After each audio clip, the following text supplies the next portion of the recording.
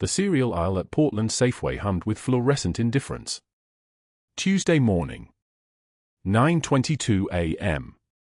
The kind of day that swallowed people whole without anyone noticing. Sarah Chen stood in front of the Cheerios with a basket in her left hand and her mind somewhere else entirely. Eggs. Milk. Frozen chicken breasts. The groceries of someone trying to feed a 16-year-old boy and herself on a night shift nurse's salary. Her navy scrubs were still damp beneath her jacket from the tail end of the graveyard shift at Mercy General, someone else's blood on the cuff, someone else's crisis resolved at 6 a.m. She'd changed into civilian clothes in the employee locker room and driven straight here because Daniel needed lunch money and the cupboards had nothing but instant ramen and hope. The combat boots on her feet were scuffed beyond repair. Desert tan leather, worn at the heels, the laces frayed from 18 years of being tied and retied, tied and retied. She'd bought a new pair twice. Thrown them both away. These boots remembered things her mouth would never say. They were the last physical evidence that Senior Chief Petty Officer Sarah Chen had ever existed at all. No one looked at boots in a grocery store. No one looked at night shift nurses in scrubs either. The invisibility was intentional. The invisibility was survival. She was reaching for her usual brand when the sound changed. Not a dramatic sound. Not the kind of thing most people would notice. Just the absence of a sound that should have been there, footsteps that stopped abruptly. Breathing that caught. The small signal of a body recognizing a threat that existed only in the electrical storm firing through its nervous system. Sarah turned. The man was 73, though he moved like 60 on his best day. Tan face. The kind of posture that came from spending a lifetime standing at attention, from carrying decisions that other people never had to carry. He was 3 steps into the aisle when his hand went to his chest. Not a grab. Not a claw. A press. Deliberate. The gesture of someone who recognized the sensation and understood what it meant. His name was Colonel James Hartwell. She wouldn't know that for another 4 minutes. He fell. Sarah watched the process unfold like it was happening in slow motion, the way trauma always moves when you've seen it 100 times before. The grocery store around them seemed to decelerate. The music playing some auto-tune version of Don't Stop Believin' became a distant soundtrack to something more urgent. An elderly woman 2 aisles over reached for pasta sauce. A stock boy in a green vest pushed a cart toward frozen foods. The fluorescent lights continued their mechanical hum, indifferent to the fact that a man's heart was beginning to betray him. Sarah dropped her basket. Eggs cracked on impact. Milk carton burst against the tile floor in a white spreading stain that smelled like dairy farms and endings. She moved the way water moves downhill, not with thought, but with absolute inevitability. Her knees hit the ground beside him. The impact sent a jolt through her patella, through her thighs, through the muscle memory of 1,000 field combat medicine scenarios. Sanjin Valley. Forward operating base Shank. Fallujah. The muscle memory didn't care that she was in a Safeway in Portland. His chest was exposed now. Her hands found the position without conscious instruction, index and middle finger of the right hand pressed into the sternal notch, heel of her right hand placed 2 inches below that point, left hand interlaced on top, shoulders directly over her hands at a 90-degree angle. The compression depth was exactly 2.2 inches. The rhythm was 110 beats per minute. Not CPR as the American Heart Association taught it to civilians. This was the protocol taught at Fort Bragg in courses that didn't exist on any public curriculum. This was what you did when you were 90 miles from a hospital and the nearest helicopter was 40 minutes out and the only thing standing between a man and death was the precision of your hands. Stop. The voice came from somewhere above her. Male. Authoritative. Panic beneath the authority. You need to stop touching him right now. Sarah didn't break rhythm. Compression. Release. Compression. Release. The old man's ribs flexed beneath her hands with the kind of give that meant he didn't have a tension pneumothorax, that his lungs were still compliant, that there was still time. Liability issues. The voice again, closer now. You're not hospital personnel. You need to step back immediately. The man standing above her was Dr. Marcus Sterling. 51 years old. Three-piece suit on a Tuesday morning. Rolex Submariner that cost more than her monthly rent. He sat on the board of directors at Mercy General Hospital, where Sarah worked the graveyard shift in the trauma bay, where she'd never spoken to him directly because he existed in a different universe than night shift nurses who pushed mops through hallways at 3 a.m. I'm calling security. Sterling was already pulling his phone from his jacket pocket. She's performing unauthorized medical procedures. This is a liability nightmare. Sarah's hands continued their rhythm. 2.2 inches. 110 beats per minute. She didn't look up. The old man's skin was cool now, his pupils dilated, his breathing shallow. Arrest time unknown. Witnessed collapse. Probably cardiac cause. No bystander CPR before she arrived. The mental calculus ran in the background of her consciousness like a program executing beneath her awareness. I mean it. Sterling was circling now, his phone raised like it was a weapon that could stop the inevitable. You do not have legal authority to perform medical procedures in a grocery store. Step away from the patient. Compression. Release. Compression. Release. Her palm stayed in contact with his chest between compressions, another detail that mattered, another detail that civilians didn't know. You could feel the elasticity of the sternum returning, could modulate your next compression based on the biofeedback you received through your hands. Pain was information. Every squeeze told her something about his physiology, about whether his ribs were cracking, about whether she was pushing hard enough. The tiles beneath her knees were hard. Cold. They smelled like industrial cleaner and spilled juice from the day before. She could taste copper in her mouth, the taste of adrenaline and focus, and a body that had learned to operate in extremis a very long time ago. The sound of sirens began in the distance. Portland Fire and Rescue had received the call. Sterling had gotten one thing right, at least. The sirens grew closer, that wailing approach that meant 3 minutes, 2 minutes, 90 seconds. Sarah continued the compressions. Her arms were machines now. Her body was executing a program written in blood and training and 12 years of muscle memory that she'd tried to bury under Navy scrubs and night shifts. The paramedic who came through the automatic doors had a name tag that said Rodriguez. He was carrying a jump bag and moving with the controlled urgency of someone who'd done this 1,000 times. He was also moving with the specific gait of someone who'd done this in combat conditions, which meant army. Probably medic, probably 68W trained, probably had seen the inside of a combat field hospital in places she couldn't discuss. He was already reaching for his equipment when he saw her hands. He saw the depth of compression. He saw the rhythm. He saw the positioning and the way she was managing the old man's airway without tilting his head back, keeping the cervical spine neutral, protecting against potential trauma she couldn't yet rule out. Rodriguez stopped moving. His mouth opened slightly. His eyes shifted from professional assessment to something else entirely. Recognition. The kind of recognition that came from seeing a technique executed in a way that ordinary civilians didn't know, couldn't know, shouldn't know unless they'd trained where Sarah had trained. How long? His voice was different now. Respectful. Measured. Approximately 2 minutes from collapse. Sarah didn't break rhythm. No witness CPR prior to my intervention. Probable cardiac. No trauma mechanism. Rodriguez nodded once. Sharply. Like a salute compressed into a single movement of his head. He took over the compressions with a seamless transition, one paramedic relief cycle where he and Sarah synchronized their movements and passed the physical burden between them like they'd trained together for months instead of meeting in a grocery store aisle at 9:51 a.m. on a Tuesday. Sarah stepped back. She didn't wipe her hands on her scrubs. She didn't check her watch.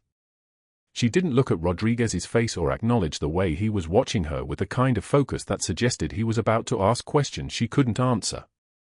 She turned and walked back toward the produce section, her worn combat boots moving across the tile floor with the fluid precision of someone who'd done this exact thing, walked away from a save, disappeared into a crowd, left no trace, 100 times before.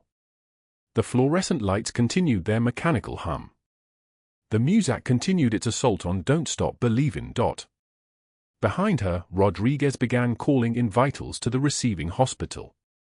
Behind her, Sterling was already reaching for his phone a second time, pulling up a contact in his phone that had been saved years ago, just waiting for an excuse to use it. Sarah was in the frozen food section when she heard Sterling's voice echoing across the store. "Yes, hello, this is Dr. Marcus Sterling from Mercy General's Board of Directors. I need to report a concerning incident involving one of your nursing staff." She didn't turn around. She kept walking. Past the ice cream. Past the frozen vegetables. Toward the exit where her old Subaru Outback waited in the parking lot and her son Daniel was probably sitting in the passenger seat, scrolling through his phone, waiting for his mother to return with groceries and normalcy and the pretense that they were just a regular family living a regular life. Behind her, she heard the ding of the automatic doors opening. The sound of an ambulance pulling away. The sound of her old life and her new life colliding at the intersection of a cereal aisle in Portland, Oregon. But that wasn't the worst part. The worst part was that Sterling had already made 3 phone calls before the paramedics had even cleared the automatic doors. One to his contact at the Oregon Board of Nursing. One to the CEO of Mercy General, a man who owed Sterling campaign donations and favors stretching back 7 years. And one to a private investigator who'd spent the last 18 months building a file on every employee of Mercy General, just waiting for Sterling to give the order to dig deeper into one of them. The worst part was that Sarah Chen had made a single decision in a grocery store aisle, made one choice to save an old man's life, and set in motion a chain of events that would unmask everything she'd spent 12 years trying to bury. The disciplinary notice was printed in Times New Roman, 12-point font, centered on the main bulletin board of Mercy General's ER break room like a public execution announcement. Sarah Chen stood in front of it with her coffee cooling in her hand, reading the same words for the 3rd time. Nurse Chen performed unauthorized medical procedures outside hospital premises, violated Good Samaritan protocols, pending review. The paper was dated yesterday. She'd been asleep when Sterling signed it. The fluorescent lights hummed their mechanical dirge overhead.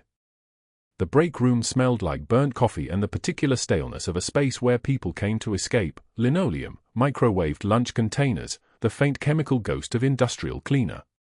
Sarah's eyes moved across each word with the same methodical focus she'd once used to scan a room for IED markers in Sanjin. Every detail mattered. Every word was a weapon. Chen. Linda's voice came from the coffee station. The 3 nurses, Linda, Marcus, and Tom, had been gathered there when Sarah walked in. Now they weren't. Linda set down her half-full mug like she'd suddenly remembered something urgent. "Oh, I just remembered I have round starting. My patient's probably wondering where I am." Marcus and Tom nodded in perfect synchronized agreement, the kind of coordination that only happened when people had already discussed what they were going to do if Sarah showed up. They left their cups behind, abandoned them like evidence at a crime scene. The door to the break room closed with a soft hydraulic sigh. Sarah sat in the corner chair, the same seat she'd occupied for 6 years, the one with the slightly torn vinyl and the wobble in the back left leg. Today it felt like quarantine. The coffee went cold in her hands. The notice on the wall seemed to grow larger with each breath she took, the letters expanding like they were being projected onto a screen only she could see. Pain is data, she told herself. This is just information. The tremor that wanted to start in her hand stayed locked down behind bone and muscle memory. She didn't let it through. At 3:19 p.m., Sterling found her in room 314. She was checking vitals on a post-op patient, a woman 2 days out from a total knee replacement, pain level still high despite the medication. The patient's adult daughter was there, and the elderly mother, seated in the corner chair, holding a rosary with hands that shook. The monitors beeped their steady rhythm. The room smelled like the antiseptic burn of fresh surgical wounds and the faint sweetness of patient comfort, the smell that told you someone was in transition between broken and healing. Sterling stood in the doorway in his pressed suit, charcoal grey, the kind that cost more than Sarah's monthly rent, and let the words out into the room like poison gas into an enclosed space. "Nurse Chen," he said, loud enough for the hallway to hear, loud enough that two nurses passing outside paused. "Your little hero stunt at the grocery store could have cost this hospital millions in liability. I suppose playing pretend doctor makes you feel important. Makes you think you're more than what you actually are." The post-op patient's eyes widened. The daughter straightened in her chair. The mother's rosary beads went still. Sarah finished checking the foresight. The line was clean, patent, running clear, and turned to face him. She took one measured breath through her nose. The kind of breath they taught you in combat medicine courses, the kind that steadied your hands before you operated under fire. One breath. Then she felt it, the single tear that had been waiting since the grocery store, since the paramedic's eyes, since she understood that the life she'd chosen, the quiet life, the invisible life, had an expiration date. The tear tracked down her cheek. She didn't wipe it away immediately. She let him see it. Then she wiped it without breaking eye contact, and the words came out steady as a surgical laser. "I understand you need someone beneath you to feel powerful." The daughter stared. The mother's rosary bead started moving again, faster now, prayer accelerated by second-hand shock. Sterling's face flashed the color of arterial blood, and for a moment, Sarah thought he might say something else, something that would escalate this into territory that couldn't be walked back from. But he didn't. He turned and left, his shoes clicking against the linoleum tile in a rhythm that sounded like a timer counting down. The next morning, during rounds, he called her Safeway Sally in front of the entire surgical team. "Perhaps you plan to perform appendectomies in the produce section next," he said, his voice carrying that tone of someone who'd constructed a joke in advance, rehearsed it in the mirror. The team laughed. Dr. Reeves, the chief of surgery, looked at his shoes. Nobody corrected him. Nobody stood up. Sarah wrote the orders Sterling dictated, her pen moving across the chart like it belonged to someone else. 2 hours later, in the supply room, her hand started to shake. It was a small tremor, just in the fingertips, as she counted gauze pads by the fluorescent lights. One stack of 5, counted off. Then another. The tremor came from somewhere deep, not fear. She knew what fear felt like. She'd stared fear down in hostile territory and won, but something older, something that had been buried for 12 years under navy blue scrubs and a new name and the careful architecture of a life designed to be invisible. Martinez's voice from Sanjin, "You're thinking too loud, Chief. Hand steady. Mind quiet." She pressed her hands flat against the shelf. The tremor stopped. Or she stopped feeling it. Same thing, sometimes. The combat boots were still in her locker, the ones with the scar across the left toe from shrapnel, the ones that smelled like dust and diesel fuel and memories she'd paid for years of PTSD therapy to learn not to access. She left them in the locker now. Started wearing hospital-issued clogs instead, pale blue, anonymous, the kind you could disappear in. The kind that announced to everyone around her, "I am not a threat. I am not anything you need to worry about. I am just a nurse." That evening, Sterling sent a staff-wide email. CC'd the CEO. The subject line read, "Professional Boundaries Reminder." The text was 2 paragraphs of passive-aggressive prose about how nurses do not practice medicine without physician oversight, regardless of their television-inspired delusions, regardless of what they might believe about themselves based on personal background or prior experience in non-medical fields. The message landed in everyone's inbox at 6:16 p.m., calculated to hit right before the evening shift when maximum staff would see it simultaneously. When the break room would be full. When people would read it together and know that everyone else was reading it too. The break room went silent when Sarah walked in for her next shift. Actual silence, the kind where you could hear the fluorescent lights hum their electronic prayer, where you could hear the gentle hiss of the vending machine compressor, where you could hear the sound of people holding their breath in unison. 3 weeks passed like treading water in deep ocean, the kind where you can't touch bottom and the surface keeps getting further away. Sarah took extra shifts. Avoided eye contact in the hallways. Volunteered for the overnight assignments that nobody else wanted, the double shifts that would have broken a normal person but that she could absorb like a sponge absorbs blood. Daniel asked why she was quiet. Why she flinched when the mail arrived. Sterling had filed a formal complaint with the state nursing board. She'd seen the letter, official letterhead, everything official and permanent and designed to etch itself into your permanent record the way a scar tissue forms over a wound. She told Daniel she was tired. The combat boots stayed in the locker. She wore the clogs. She made herself smaller. Every day a little more transparent, a little more ghost-like, until she wasn't sure if the person she saw in the mirror was still there or if something else was starting to show through the gaps. Then at 2:24 a.m. on a Wednesday, Colonel Hartwell, the man from the grocery store, was wheeled into Mercy General's trauma bay with crush injuries from an I-5 car accident, major chest trauma, blood in the pericardium that they couldn't see on the initial scans but that Sarah could hear in the way his breathing sounded, in the distension of the veins in his neck, in the way his body was starting to tell the story of a heart being squeezed to death by the very thing that was supposed to protect it. Sarah was assigned to the ICU overnight. At 2:22 a.m., his monitor showed the picture she'd seen before, the one she'd been trained to see in Sanjin when casualties came in and the surgeons were already occupied and you had to know what to do with your hands before your brain caught up. Muffled heart sounds. Distended jugular veins. Blood pressure dropping like a stone through water. Beck's triad. Cardiac tamponade. Blood filling the pericardial sac, compressing the heart, suffocating it from the inside out. She pressed the call button. Waited. Every surgeon in this hospital was in an operating room. Dr. Reeves had a ruptured aortic aneurysm in OR 2. Dr. Chen had penetrating abdominal trauma in OR 1. Dr. Morrison was in OR 3 with a pediatric case. The on-call resident was a first-year named Patterson, fresh out of his 3rd month of clinical rotation, and when Sarah showed him the monitor, his face went the color of old bone. "We need cardiothoracic now," he stammered, already backing toward the door. "He'll be dead in 4 minutes," Sarah said. Her voice sounded like it was coming from somewhere very far away, or very deep down. Maybe 3.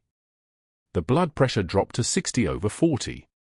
Patterson ran to find an attending. Sarah watched him go, then turned back to the monitor, and for a moment the room crystallized around her, the beeping monitors, the hiss of the ventilator, the pale blue of the patient's skin, the way his chest rose and fell in the mechanical rhythm of borrowed breathing.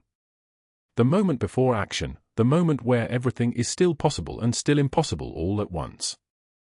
She opened the crash cart. Found the pericardiocentesis kit, the long 18-gauge needle, the plastic syringe, the catheter that would let the blood out, that would let the heart breathe again. Her hands moved on their own, muscle memory taking over, the thing that made Senior Chief Petty Officer Sarah Chen who she actually was underneath the borrowed name and the scrubs and the clogs and the life of careful invisibility. She found the anatomical landmarks on his chest, the angle between the ribs, the soft space where the needle could go without shattering bone. Inserted at 30 to 45 degrees toward the left shoulder, the subxiphoid approach, the same way they'd taught her in Sanjin when casualties couldn't get to the operating room and you had to be both nurse and surgeon and the only thing standing between someone and death. The needle slid in. The plunger came back. Dark blood filled the syringe. The monitor climbed. The numbers coming back up like life returning, like resurrection written in oxygen saturation percentages and heart rate climbing toward human range. The blood pressure stabilized. The monitor showed sinus rhythm. Hartwell gasped, his eyes fluttering open for one moment before the sedation pulled him back down. The door opened. Sterling stood in the doorway, still in his suit from whatever board meeting had kept him at Mercy General this late, his eyes tracking from Sarah's face to the syringe in her hand, blood still dark in the plastic tube. "What did you just do?" Sterling's voice was very quiet. The kind of quiet that comes right before something breaks. The monitor flatlined at 11:38 p.m.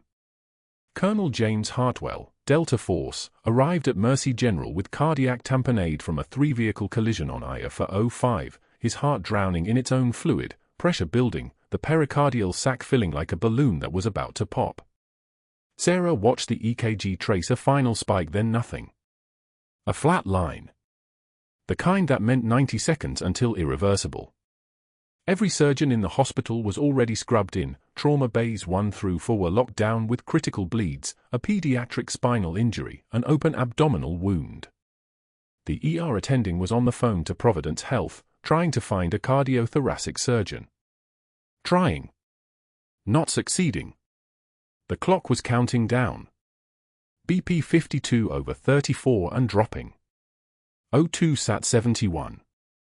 The resident across from her looked young enough to still believe everything could be fixed if you just followed the protocol perfectly. His hands were shaking. We need to move him. Get him upstairs for OR. There is no upstairs, Sarah said quietly. Every OR is occupied. He doesn't have time for transport anyway. The resident's jaw clenched. Protocol said call cardiothoracic. Protocol said wait. Protocol said a floor nurse didn't touch a needle within 6 inches of the heart.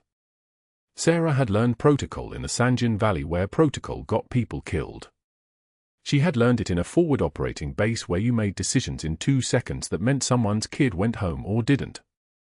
She had learned it with Martina standing beside her, steady as stone, repeating the only rule that actually mattered: hands move. Head thinks later. Her hands moved.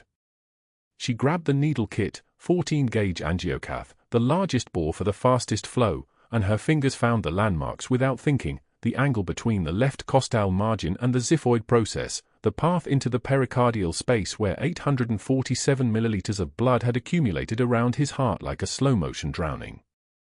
The skin was cool. She didn't sterilize it a second time. There was no time. The monitor ticked, 52, 50, 48.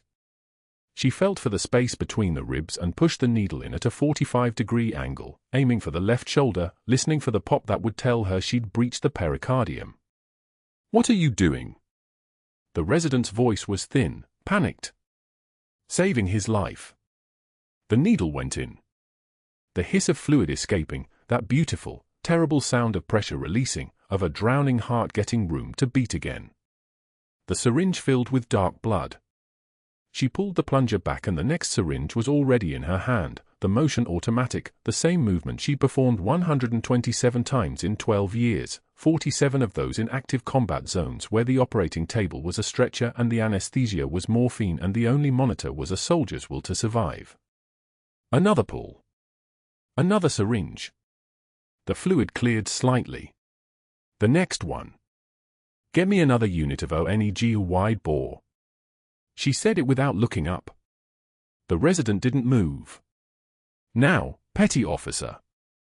The words came out in a voice that didn't belong to the exhausted night shift nurse in faded scrubs. It belonged to someone else. Someone used to being obeyed. The resident moved. By the time Sarah set down the 4th syringe, the monitor had stabilized. BP 92/60. O2 sat climbing, 75, 78, 82, 85. The colonel's rhythm was sinus. The tremor in her hands that had begun in Sanjin, the tremor that came with every save, the muscle memory of grief, steadied into stillness. She had 90 seconds left her entire career and she'd spent them exactly right. She set the syringe in the sharps container with the deliberate care of someone placing a rifle back in its rack. When she looked up, Sterling was standing in the trauma bay doorway in his Italian loafers and his starched white coat, his face the color of old marble. What did you just do? His voice was quiet. The kind of quiet that precedes collapse. Sarah met his eyes and didn't flinch. Pericardiocentesis for acute cardiac tamponade. He would have died in 90 seconds. Sterling's expression didn't change, but something shifted behind his eyes, not anger, not yet. Calculation. The look of a man who'd been waiting for exactly this moment, exactly this justification. He gestured toward the hallway. It wasn't a request. Step outside, Nurse Chen. Now. The fluorescent lights buzzed overhead like insects caught in glass as they moved into the corridor. Sterling closed the trauma bay door behind them with a soft click. The hallway was empty at 11:54 p.m. Just the two of them and the gentle hum of the automatic doors at the end of the corridor cycling open and closed on no one. You performed a surgical procedure without authorization. Sterling's tone had the measured calm of someone who'd already won. That's not heroism, Sarah. That's criminal. That's endangerment. That's exactly the kind of liability nightmare that destroys hospitals. His hand moved to his jacket pocket and withdrew his phone. I need to make some calls. The first call took 90 seconds. Sarah heard him describe her to Dr. Richard Voss at the State Nursing Board as a pattern of unauthorized practice, delusions of competence, danger to vulnerable patients. His voice was steady, disappointed, the tone of a concerned colleague warning another. He could have been testifying to the greatest tragedy. The second call came through immediately. Andrew, it's Mark Sterling. We have a situation. One of our nurses has performed invasive cardiac procedures twice now without authorization. I understand she's been in the system for 6 years, but I'm seeing a 12-year gap in her employment history that concerns me. More importantly, if we don't document this immediately and act decisively, our malpractice carriers will crucify us. I'm recommending immediate suspension, pending investigation, with termination to follow. Yes. Yes, I understand the implications. His eyes moved to Sarah as he spoke, and there was something like satisfaction in them, the way a hunter looks at prey that's finally walked into the clearing. The third call went to a number on his phone labeled only Corman. James, Mark Sterling. I need a full background on a hospital employee. Name is Sarah Chen, works nights in the ER, registered nurse. Yes, the full suite. Employment history, references, military service if there's any, that 12-year gap I mentioned, I want to understand what she was doing those years. Financial records if you can access them. Anything unusual, anything that might indicate instability, anything that explains why she thinks she's qualified to perform surgery. Call me as soon as you have anything. He ended the call and turned to face her directly. You're suspended, effective immediately, pending investigation. Security will escort you from the building. HR will contact you about the formal termination hearing. My recommendation will be termination with cause and a report to the nursing board. You can expect them to contact you within 72 hours. Sarah's hands were steady. He'll live, Dr. Sterling. That's not the point. Sterling's voice didn't rise. It didn't need to. The point is that you violated every protocol, every standard of care, every rule that exists to protect patients and protect this institution. The point is you're a floor nurse, not a surgeon. And the point is that I have documentation of both incidents now. Your career is over, Sarah. I'm just making it official. He turned away and walked back toward the trauma bay, his shoes clicking against the tile in a rhythm like a metronome marking time. The monitor inside the bay was still beeping. The colonel was still alive. And Sarah stood in the empty hallway, breathing, understanding that survival and victory were not the same thing. By 6 a.m., the suspension letter was in her personnel file. By noon, Human Resources had her in a beige conference room with forms spread across a plastic table, each one a brick in a wall. By 5 p.m., the termination letter was drafted in 3 copies, her signature required, her response limited to a box labeled Employee Comments where she wrote nothing. By 6:14 p.m., security escorted her through the ER, the same place she'd worked 6 nights a week for 6 years, where she'd saved 347 lives and lost 23 and never once let anyone see her break, and out into the Portland rain with a cardboard box that held the archaeology of an invisible life. A cracked mug that said "World's Okayest Nurse" in fading letters. A succulent she'd kept alive for 3 years through sheer stubborn will, its leaves turning brown at the edges now, sensing its owner's resignation. A photograph she kept face down, a SEAL team photo from Sanjin Valley, 12 faces in desert camouflage, one of them Martinez with his hand on her shoulder, smiling like he had any future left. He didn't make it out of Sanjin. He didn't make it past the day after this photo was taken. The rain hammered the cardboard box like applause for a performance no one was watching. She stood at the bus stop on Southwest Alder Street with water running down her face that might have been tears or might have just been rain, and the distinction no longer seemed to matter. 6 years ago, the PTSD had nearly killed her. The nightmares, the trigger responses, the way her body would go rigid at certain sounds, she'd chosen to survive them by choosing invisibility. By choosing a quiet life where nobody knew that Senior Chief Petty Officer Sarah Chen had ever existed. She'd chosen survival over pride. She'd chosen a floor nurse who asked permission over a warrior who gave orders. She'd chosen to carry her medals in a shadow box in an attic and her trauma in her bones and her scars where they couldn't be seen. Fighting meant exposure. Exposure meant the memories she'd spent 6 years burying would surface like bodies from a mass grave, and she wasn't strong enough yet to survive them twice. The bus arrived at 6:48 p.m., its headlights making the rain shine like fish scales. She got on. She found a seat in the back, near the emergency exit, an old habit from an old life, and held the cardboard box while it dissolved slowly at the edges, ink bleeding from the termination letter, the written evidence of erasure spreading into the cardboard fibers like a stain. Nobody on the bus knew. Nobody would ever know. She'd be a ghost who disappeared, and the only person who would remember her at Mercy General was Dr. Sterling, and he would remember her the way generals remember their victories, already moving on to the next battle, the next enemy, the next target. The security escort stopped at the employee exit. Sarah didn't look back at Derek Sterling's office window, even though she felt his stare like a rifle scope. 18 hours. From saving a life to losing everything in 18 hours. The escort, a kid named Marcus who looked genuinely uncomfortable, handed her the cardboard box that contained her entire career at Mercy General. "I'm sorry," he said. She nodded once. That was all. She didn't speak. Didn't argue. Didn't cry. The mask held. The rain started before she reached the bus stop, the kind of Portland rain that came sideways and soaked through everything it touched. Sarah stood under the shelter with her cardboard box, watching the contents get darker. Her white coat, now dampened and clinging. A laminated thank you card from a patient's family, the ink running. A half-eaten protein bar. And 3 things that mattered. A cracked mug that said "World's Okayest Nurse" in fading letters, a gift from Daniel when he was 8 and still thought his mom was made of ordinary things. A dying succulent in a ceramic pot, its leaves paper-thin and curling, one final attempt at keeping something alive in a hospital break room that had never had windows. And a photograph, protected in a plastic sleeve, of her and Martinez in Sanjin, 2015, both of them dusty and young and still believing they were invincible. His arm around her shoulders. That smile he'd worn even when shrapnel was in his leg.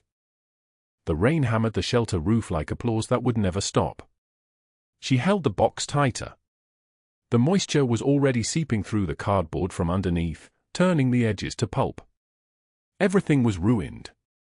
Her medical license was still valid, they couldn't touch that, Sterling's lawyers had determined, but Mercy General had made it clear, come back to Portland and you'll never work in this city again.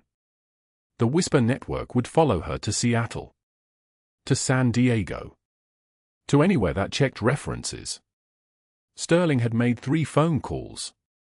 One to the State Nursing Board, requesting an investigation. One to the hospital CEO, who suddenly remembered debt Sterling had forgiven over campaign season.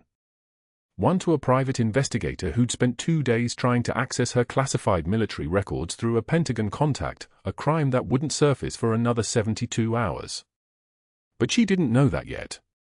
All she knew was that her hands, the hands that had held Martinez while he died, the hands that had trained Delta Force combat medics, the hands that had just pulled fluid from around a dying man's heart, were now unemployable. Unemployable and unemployed and sitting in a cardboard box getting destroyed by rain. The bus was 23 minutes late. Daniel was waiting on the porch when she got home. Homework spread across the floor of the living room, but he wasn't looking at it. He was looking at her, at the soapbox, at the way she moved like someone who'd been punched in the slow motion that follows impact. "Mom." His voice had that 16-year-old quality that could shatter glass if she let it. She set the box on the coffee table and sat down on the couch without removing her wet combat boots. The floor would get marked. She didn't care. Daniel sat beside her. They let me go. Why? Because I saved someone's life. He didn't understand. How could he? She'd spent 12 years building a wall made of invisibility and night shifts and the kind of quiet that made people forget you existed. She'd done it on purpose.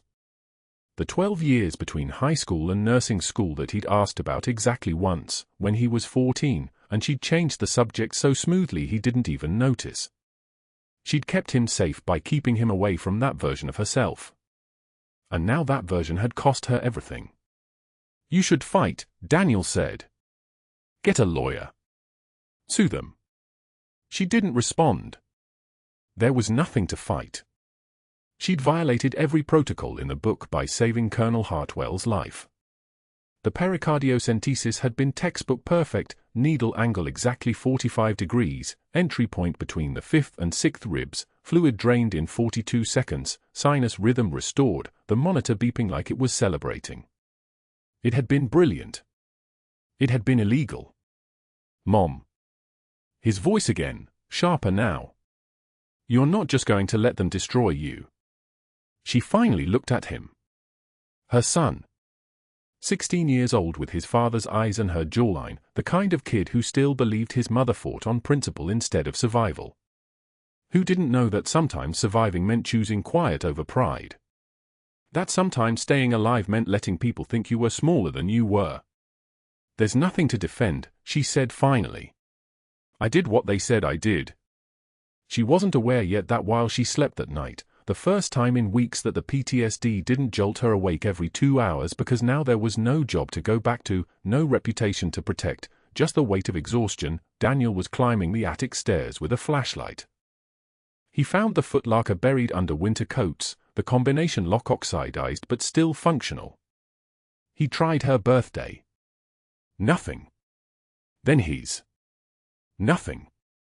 Then on instinct, something about the date she never talked about, the way she'd go quiet and remove herself from the world for 24 hours every March 0-3-1-1. March 11th. The lock opened.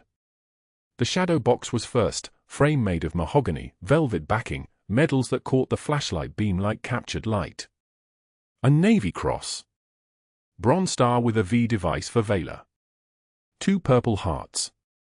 Combat action ribbon. A certificate that said Senior Chief Petty Officer Sarah Chen, Naval Special Warfare Command, Advanced Combat Medicine Instructor Course. Photographs underneath, his mother younger, harder, standing in desert camouflage with men and women who moved like weapons. Deployment patches for Iraq, for Afghanistan, names of places from news broadcasts he now understood she'd actually been inside. Sanjan Valley. Jalabad. Helmand Province. And at the bottom, in a plastic sleeve, a letter addressed as Chief Chen in handwriting Daniel didn't recognize. He opened it carefully. 3 pages. The signature at the bottom made him stop. Martinez. The name his mother sometimes whispered in her sleep. He read it twice. The letter talked about the best medic he'd ever served with, about the day you saved 4 of us after the IED, about coming home, about if anything happens, make sure she knows it wasn't her fault. It was dated 3 days before Martinez's death. Daniel didn't know that. He didn't know any of it. But he understood that his mother had been something more than a night shift nurse. Something she'd chosen to bury. The next morning, Sarah received a certified letter. Emergency hospital board meeting scheduled for Thursday at 4 p.m. Dr. Sterling had requested a formal termination hearing to address concerns regarding an authorized practice and fitness for duty. She read it once and set it down. Daniel found the letter on the kitchen counter before she left for her shift at the temp agency, minimum wage data entry now, no medical licenses, no future. You're going to defend yourself, right? He said. To the meeting. Sarah shook her head. There's nothing to defend. I did what they said I did. But you saved his life. Twice. The Colonel and that's not how they see it. She drank her coffee. It tasted like metal and regret. Daniel looked at his mother, this woman who'd raised him alone on night shifts, who'd never missed a soccer game, who flinched when helicopters flew overhead, who wore combat boots hidden beneath scrubs, and he made a decision. Then I'll make them see it, he said quietly. He didn't tell her about the shadow box. Didn't tell her he'd spent 2 days researching what a Navy Cross meant, what pericardiocentesis was, why a letter from someone named Martinez mattered so much that she had it at the bottom of a locked trunk. Didn't tell her he planned to attend that board meeting. Sarah didn't know. For the first time in 12 years, her secret was about to become visible.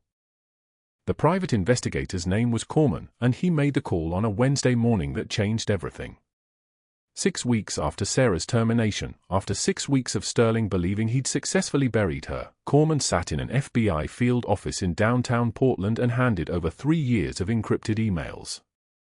The agents who'd been quietly investigating Sterling's background check requests found what they needed in the subject lines alone: find anything disqualifying. If you can't find it, create it. Make it stick. The kitchen in Sterling's Hawthorne estate went silent when federal prosecutors called his attorney at 3:02 p.m. on a Thursday. They discovered a fraudulent DD-214 form, a military discharge document, already drafted with Sterling's signature, waiting only for a forged date and additionable discharge code. The plan had been to present it to the nursing board within weeks. Instead, it became Exhibit A in a federal indictment, falsifying government documents, obstruction of justice, conspiracy to deprive a citizen of her civil rights. The state medical board suspended his license pending review. The hospital CEO, already nervous about Sterling's pressure campaign, voted to terminate his board position unanimously. No discussion. No debate. Whitmore, the hospital CEO who'd signed off on the firing, resigned within 72 hours. Campaign finance violations surfaced. Sterling had been funneling money to his re-election campaign. The state ethics board opened an investigation.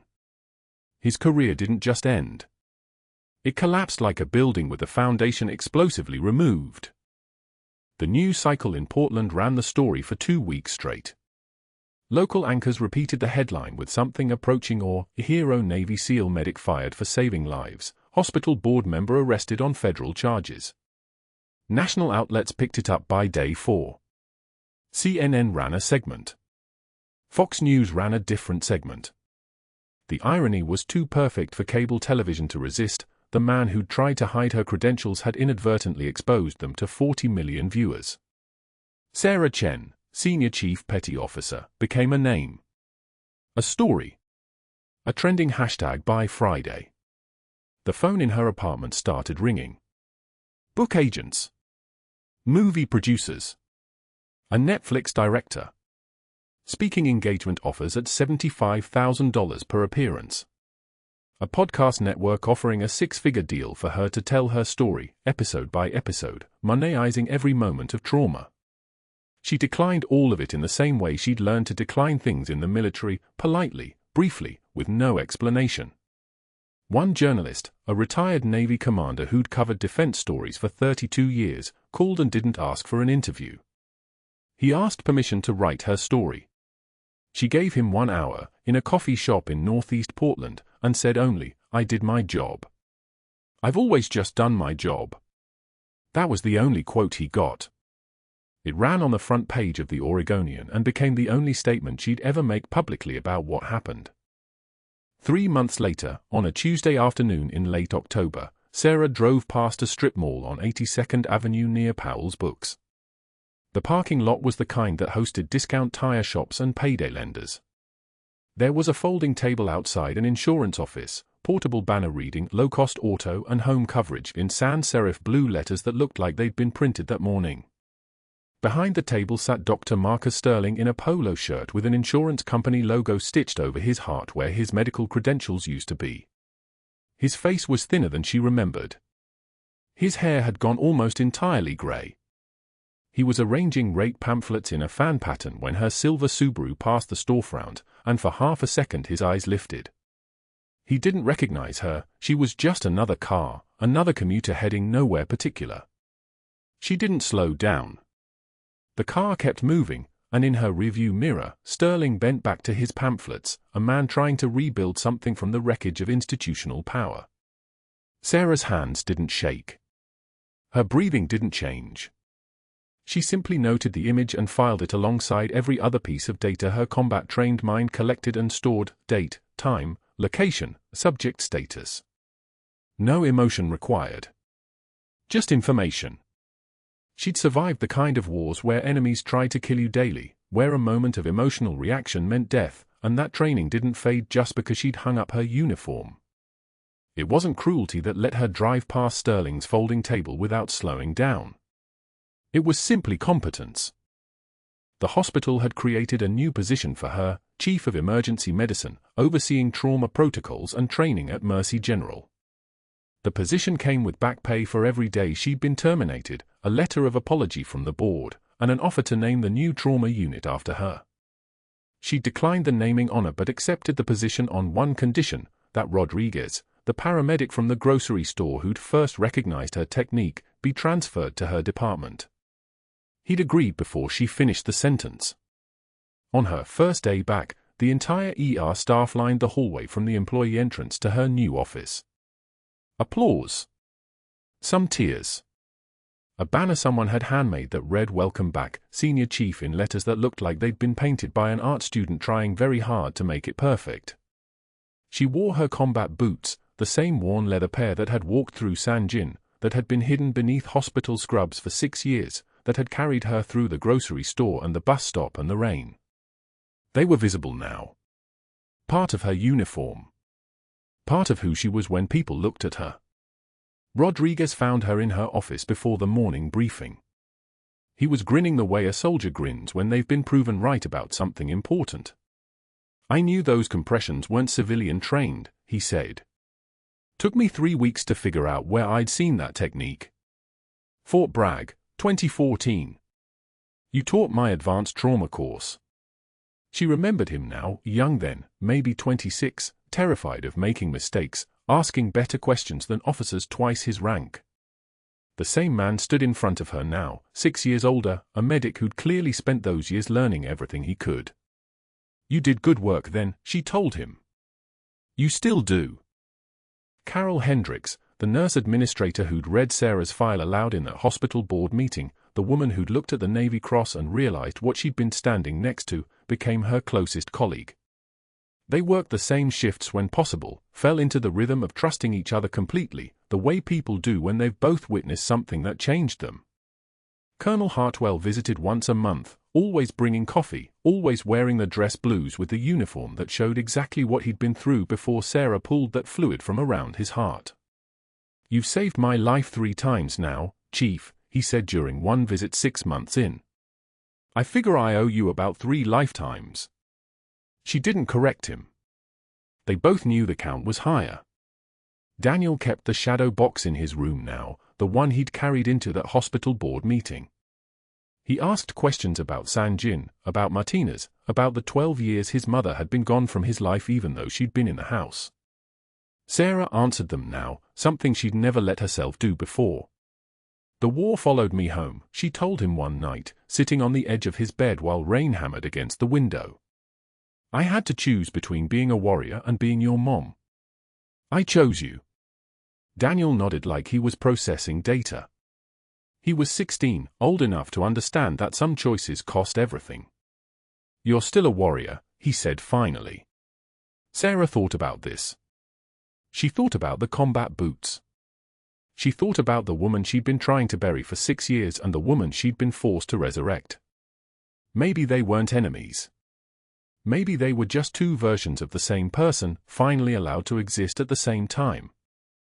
6 months after her reinstatement, Sarah established a new training program at Mercy General, Combat Medical Techniques Adapted for Civilian Trauma Response. The curriculum taught ER staff the same life-saving procedures she'd taught at Fort Bragg to Delta Force operators. Rodriguez assisted. They started with a class of 12 nurses. Within 3 months, they'd trained 47. Other hospitals called requesting the curriculum. She declined most requests but agreed to train one advanced class per quarter specifically for veterans transitioning from military to civilian healthcare. These were people who'd seen the worst medicine could face: blast trauma, hemorrhagic shock, multiple casualty events, and she understood that the civilian ER could feel like a downgrade, like practicing medicine in slow motion. She wanted them to understand that the skills didn't devalue just because the setting changed. Saving a life was saving a life, whether it happened in a combat zone or Portland. On a Tuesday morning, she returned to the Safeway where everything had started 9 months before. The manager who'd panicked about liability was gone. The new manager, a woman named Patricia who'd worked retail for 22 years, recognized her from the news. "You're the nurse who saved that man," Patricia said. "The one they tried to destroy for it. That was the most messed up thing I've ever seen." Sarah wasn't sure how to respond to kindness that direct, so she just nodded. Patricia offered her free groceries for life. Sarah declined, paid for her eggs and milk, and drove home. That evening, she spoke at a veterans hospital across Portland, a gathering of 34 former combat medics navigating the transition to civilian nursing. The fluorescent lights above her hummed their mechanical song as she stood before people who understood exactly what she'd lived through because they'd lived through something similar. "You will be told you're overqualified," she told them. "You will be told to forget what you learned in war. You will be treated as if your experience means nothing." She paused, let the silence sit. Do not believe them. The skills that kept people alive in Sanjin, in Fallujah, in Kandahar, those skills save lives here too. You do not need a badge or a gun to be a warrior. The room was silent for exactly 3 seconds. Then an older nurse, Army, Iraq 2007, raised her hand. "What if they try to stop us? What if we lose everything?" Sarah thought of the bus stop, the rain, the cardboard box with the cracked mug and the dying succulent and the photo of Martinez. She thought of standing at the edge of nothing and discovering that something remained. "Then you lose everything," she said quietly. "And you discover what remains is enough." She drove home to Daniel, who was cooking dinner badly but with genuine effort, the kitchen filled with the smell of burnt garlic and something that might have been pasta. Her worn combat boots sat by the door, no longer hidden beneath scrubs but visible, part of her uniform, part of the truth about who she was. The PTSD hadn't vanished. She still woke at 2 a.m. sometimes, still flinched at helicopters, still had moments when Sanjin felt closer than Portland, but she'd stopped trying to bury it. She'd stopped trying to kill the warrior so the nurse could live. They'd finally learned to coexist. That night, standing in her bathroom, she looked at the scar on her shoulder from the IED in Sanjin, the one she'd hidden under scrubs for 6 years, the one that had always felt like proof that she was broken. In the mirror, she saw Senior Chief Petty Officer Sarah Chen. She saw the nurse who'd saved 3 lives in 3 weeks. She saw the mother who'd raised a son brave enough to fight for her when she couldn't fight for herself. For the first time since she'd left the Navy, all 3 reflections looked like the same person. She turned off the light and went to bed, and slept through until morning. No nightmares, no cold sweats, just the solid darkness of a woman finally at peace with what she'd survived and who it had made her become. If this story resonated with you, if you've ever felt unseen, underestimated, or silenced by someone who didn't know your true value, please hit that like button and subscribe. These are stories about the people around us who carry invisible strength. New stories about real heroes every week. Thank you for watching, and I'll see you next time.